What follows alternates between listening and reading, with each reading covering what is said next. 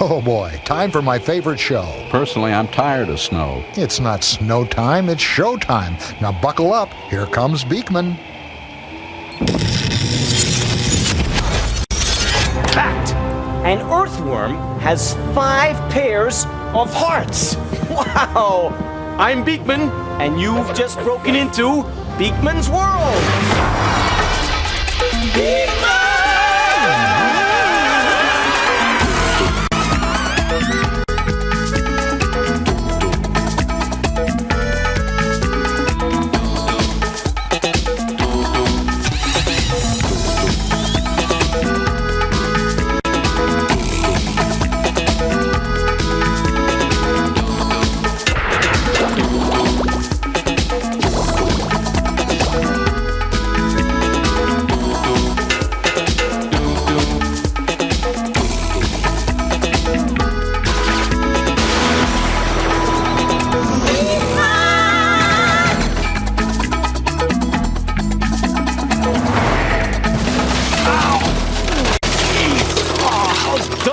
How could I forget? Jeez. A body in motion tends to remain in motion unless acted upon by a wall. How dumb of me. So elemental. I should... Yes. Thank you, Josie. Let me just get out of this here. Well, welcome, humans. For your information, this is the Information Center. Now, since we're already kind of in the swing of things here, please hit me with our first question, Josie. Yeah. Okay. Okay. Our first question comes from Jenny Walsh of Williamstown, Massachusetts. Oh, good. Dear Beekman, what is all that scary creaking and cracking I hear when I'm trying to sleep at night? I don't know about her, but the noises I hear are generally coming from my stomach after I eat bad cabbage rolls. Well, then you should avoid bad rolls.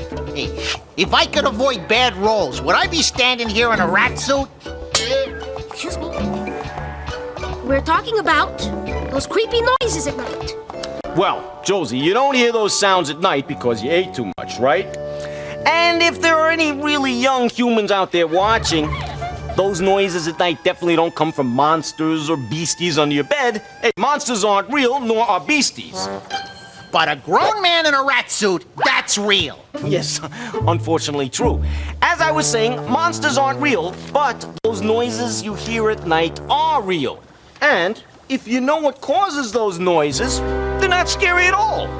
In fact, they're kind of interesting, kind of fascinating, kind of intriguing, kind of remarkable, kind of special, kind of idiosyncratic, kind of real. What? Kinda causes them? Well, those noises at night are caused by your house and your furniture changing sizes. You don't think that's scary? No, not if you understand it. See, the reason your house and furniture change sizes at night is it gets cooler at night. And when things get cool, they get smaller. I'm cool. Why don't I get smaller? Maybe it's all those donuts. Another word for getting smaller is contraction. But don't take my word for it. Let's prove it. Caution. All our experiments should be performed only with adult supervision, with all safety precautions being taken. Thank you. Now, this is liquid nitrogen. Unless you're wearing goose down Speedos, I wouldn't really recommend going for a dip in this stuff. It is 320 degrees below zero. That's even colder than our hot tub. And hotter than our cold tub. Let me show you how cold this really is. Here we have an ordinary garden variety tomato. I will now slice the tomato. That was fun.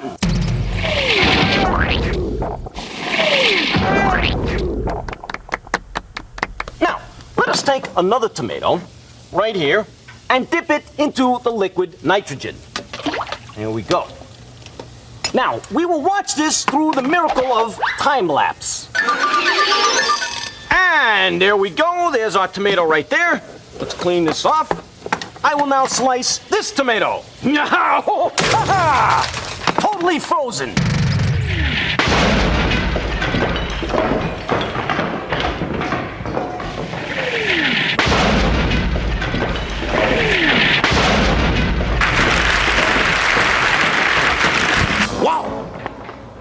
way to make salsa. Next, we take a balloon. Thank you. And we're gonna cool off the balloon and see what happens. Right in the liquid nitrogen here. And we'll take a little bit more and pour it on top like that. Ray, could you bring in the boom, please, so we can hear this? That's good, thank you. And we're trying to get this balloon very, very, very cold. See, this happens because all things are made of molecules. Molecules? You're losing me, Beekman. Molecule, the simplest structural unit that displays the characteristic physical and chemical properties of a compound. Hey, bet he's fun at parties. See, molecules are really simple to picture. They're just the smallest amount of something you can have. You can't see molecules, but they are everywhere. The air inside the balloon here is made of molecules. The balloon's made of molecules. Water's made of molecules. Why, even rats are made of molecules. I keep telling him I am not a rat. I'm just a mouse with a sweet tooth. Maybe this will help. Bogoscope, please. The Dodge darts on the screen represent molecules. Not expensive molecules either. Mid-size, affordable molecules with AM, FM, and factory air. Anyway, when we cool something down, its molecules move around slower and they need less room. Hey, stop yanking my tail, Beekman. That liquid stuff made the air go out of the balloon. Oh, not so, Lester. Behold. See, the air is still in the balloon. Just when the air got colder, it contracted or got smaller because the air got colder. Now the air inside the balloon is heating up. Look at that. And it's expanding or getting bigger. And it's blowing the balloon back up again. See, expansion is the opposite of contraction. It's things getting bigger. Tell you what, let's go to the bogoscope. When the molecules of air inside the balloon are heated up, they speed up and need more room to zip around. So the balloon expands. The same thing happens to your house and furniture when it gets cooler at night or hotter during the day. Get out of town, Beekman. My house doesn't shrink up like that balloon. Well, maybe not that much, but it still shrinks. Here, check it out. These here are wood joints, like the ones found in the furniture in your house or the structure in your house. Let's take a closer listen. Now, at night when pieces of wood cool and contract, they rub against each other, making creaking and cracking sounds. This happens all over your house all night long, and all day long. So, Jenny Walsh of Williamstown, Massachusetts. When you hear those noises in the middle of the night, if it's not the refrigerator shaking, the toilet dripping, or your Uncle Harry snoring, it's probably contracted. We live in the coldest place on Earth. Yeah, do you think we're contracting? I don't know. You'd have to ask my shrink. Hey, let's listen. Uh-oh. There goes the neighborhood. Coming up next. Something guaranteed to blow you away. Beekman's World will be right back. Back to Beekman's World. Hey, Herb, look, Beekman and his cat are back. What cat? The one on his head. So, there's your answer, Jerry. You can now tell your son that chickens look funny when they blink because they close their eyes from the bottom up. Yeah, isn't that crazy? Yeah. No, Jerry. Chickens do not have lips, okay? Not true. Yeah, not science. Hey, you gotta check this out. Check this out. Whenever you hear this, Beekmania! It's time for Beekmania! Mania! It's time for Beekman to answer lots of your questions in our fast, fun, and furious Fact-a-thon. It's time to stump Beekman, if you can.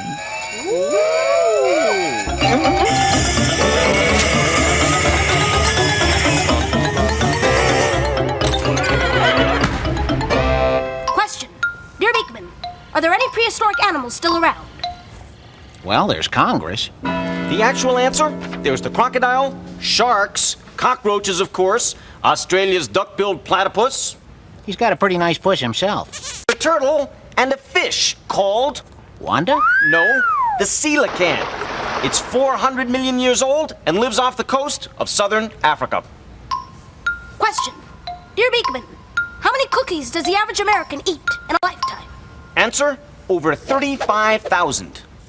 You can double that for this rodent.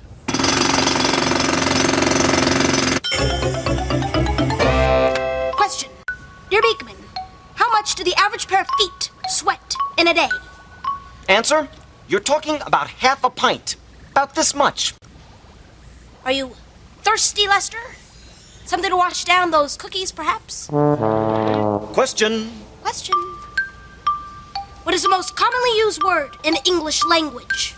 Answer, it's just a tiny one-letter word, I.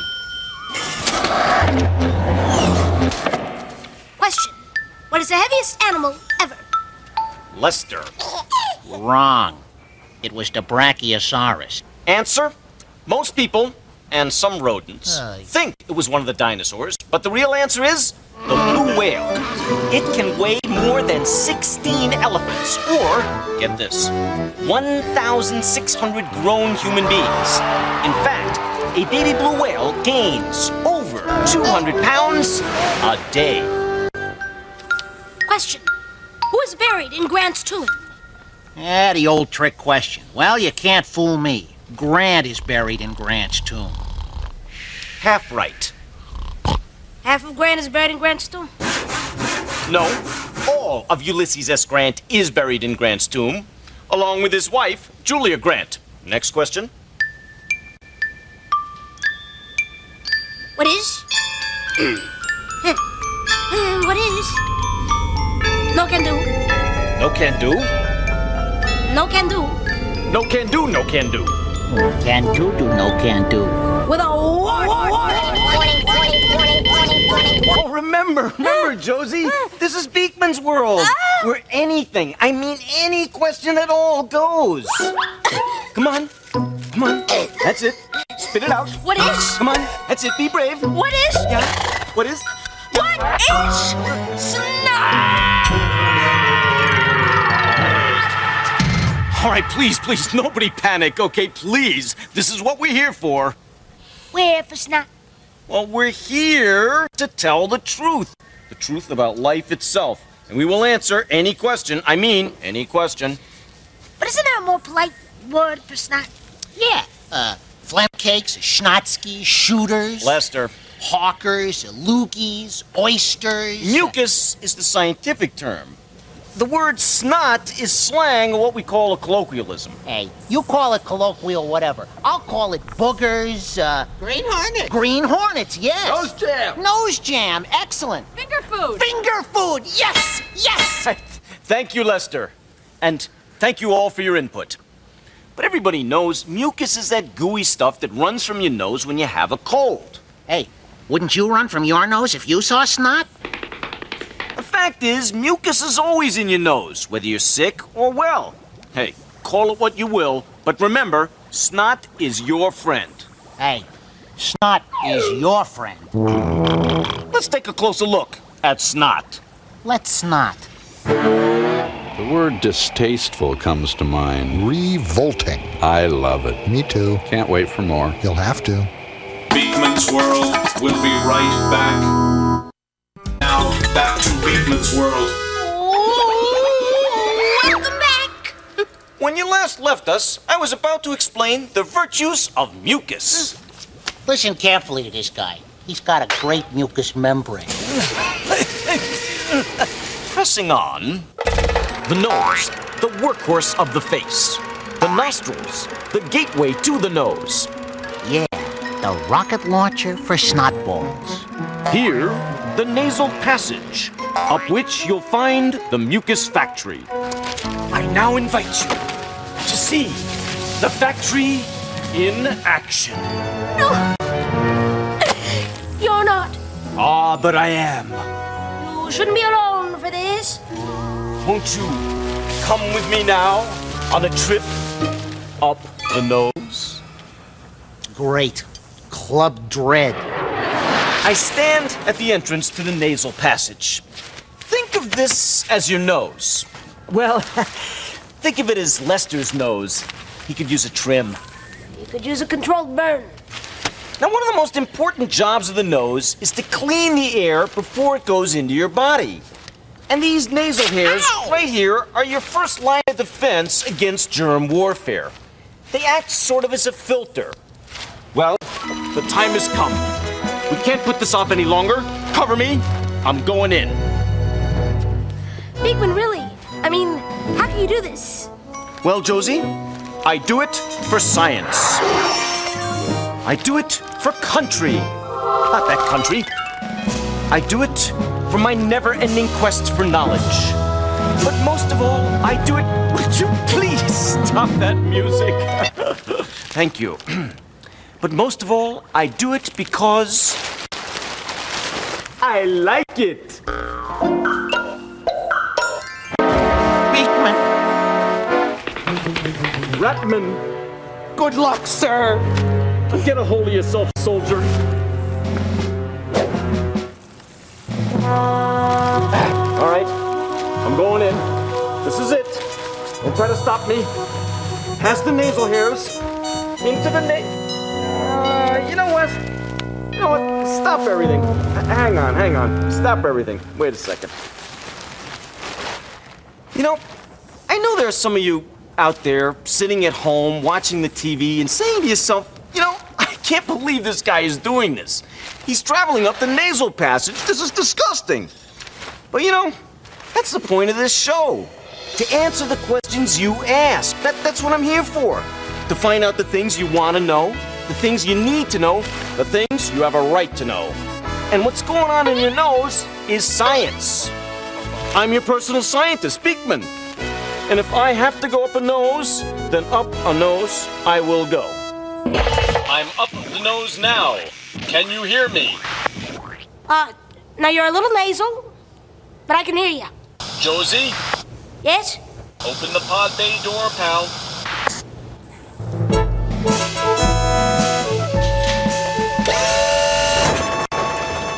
You know, snot is like sticky glue. It traps the dirt and the germs floating in the air that get into your nasal passage or your throat so that your body, which sometimes has to fight off a cold, doesn't have to deal with more gunk coming in. All right, ground control, let's demonstrate snot's #1 job.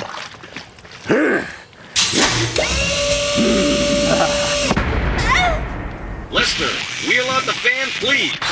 What has happened to my career? From Hamlet to mucus. To be or not to be?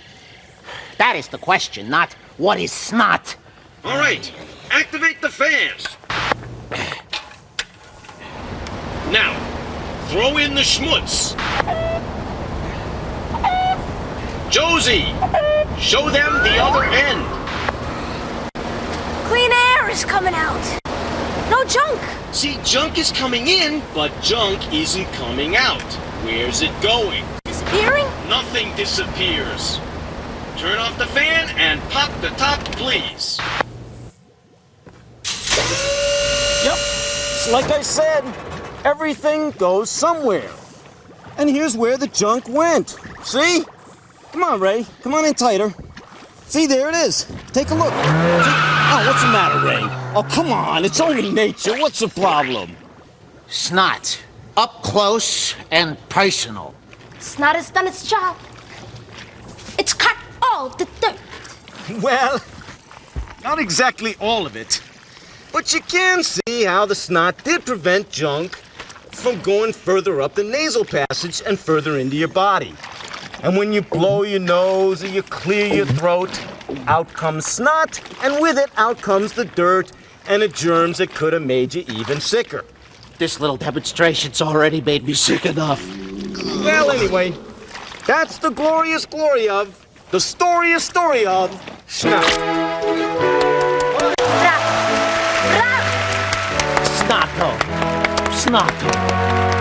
Hey, do you know how fast the air comes out of your nose when you sneeze? Well, we'll be right back with the answer. Beekman's World will be right back. Now, back to Beekman's World. Every day, your nose breathes out enough air to fill over 1,800 basketballs. Yes. And fact, when you sneeze, air comes out of your nostrils at speeds up to 100 miles an hour, faster than some hurricanes. Oh, gesundheit. And thanks for watching. Yeah. See yous next time. On Beekman's World. So what do we think, Herb? Well, it's new, it's different. We think we like it. Does that mean we can watch Beekman again? Can we? Huh? Don, please chill out. Hey, I'm a penguin. Chill out is what I do best. Turn the tube off, Don, and let's go out for sushi. Penguins? Eating raw fish? Oh, boy.